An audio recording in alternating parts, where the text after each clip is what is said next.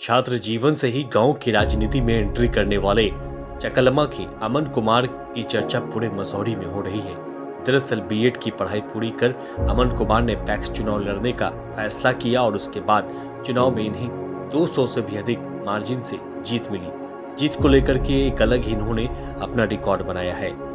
खैरात की जनता ने इनका साथ दिया है, जिसके बाद जीत के बाद इन्होंने जनता का धन्यवाद देते हुए अधिप्राप्ति लक्ष्य में जुटे हुए हैं। उन्होंने बताया कि हमारा लक्ष्य है कि एक बेहतर पैक्स बनाना है। सबसे पहले तो खराट पंचायत के जितने भी किसान हैं, चचा भाई जितना भी हैं, जो मेरे चुनाव के लेके बहुत उत्सुक थे और जिताएं, हम उनको सबसे पहले धन्यवाद प्रणाम करना चाहेंगे।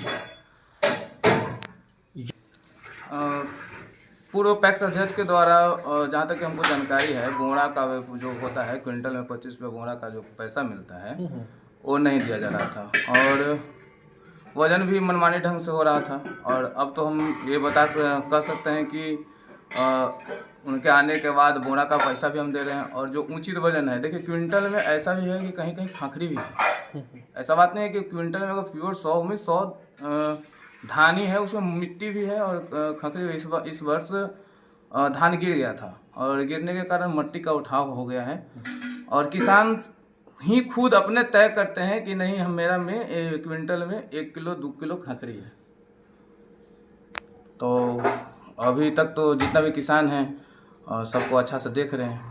अच्छा, पहले क्या किसान संतुष्ट नहीं थे पूर्व पैक्स से? खुद हम भी नहीं थे, हम भी तो इसी पंचायत के किसान का बेटा हैं और मेरा भी पैक्स में नाम है, तो हम भी किसाने हैं। चलिए, अब आप जीत करके हैं तो पैक्स में क्या कुछ बदलाव आप करने जा रहे हैं?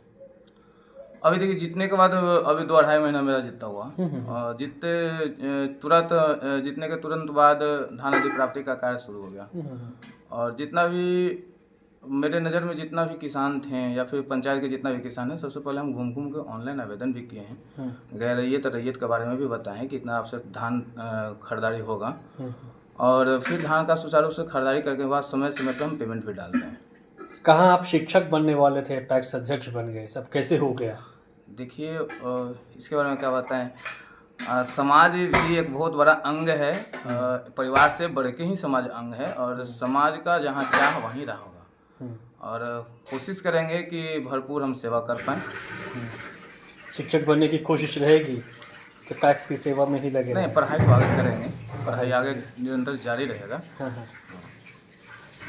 पढ़ाई पैक्स को लेकर के पैक्स भी संभालना है आपको, राइस मिल भी है आपके पैक्स का, तब ऐसे में पढ़ाई प्रभावित होना। देखिए सर, राइस मिल धान अधिप्राप्ति मुख्यतः 3 महीना चलेगा। CMR गिराने की बात करिए तो अप्रैल तक, मार्च कोशिश करेंगे कि हम मार्च तक शॉर्ट आउट कर दें, पूरा खत्म हो जाए। अगर इन केस अगर हम जाइए तो आप अप्रैल तक जाएगा, लेकिन उसके बाद भी मेरे पास समय है, उसके बाद देखेंगे। अच्छा, पैक्स को मजबूत बनाने के लिए सरकार कई सारा कदम उठा रही है, जैसे जनौषधि केंद्र हो गया, CSC केंद्र हो गया, गैस एजेंसी हो गया, ये सारी चीज़ें पैक्स को सरकार दे रही है, तो आप इन सब चीज़ों को लाएंगे? देखिए, मेरे पैक्स गोदाम पे एक ऑफिस है, पहले भी गोदाम में एक ऑफिस बना हुआ है, इससे पहले कुछ नहीं था वहाँ पे और समय के अभाव के कारण आप मेरे घर पे हैं तो आपको ऑफिस पे ही जाते हैं। उसमें हम वहाँ पे पूर्णतः व्यवस्थित किए हैं, उठने बैठने का किसान के लेके कुर्सी टेबल जो भी है हम व्यवस्थित किए हैं और वहाँ पे पूर्व अध्यक्ष जी के द्वारा से जो भी उनके द्वारा थे कंप्यूटर था उनके पास, वो हमको दिए और वहाँ पे लगा के वहाँ सुचारू रूप से अभी आवासीय जाति या फिर किसान से समझ जो ऑनलाइन है ना, वो हम वहाँ कर रहे हैं।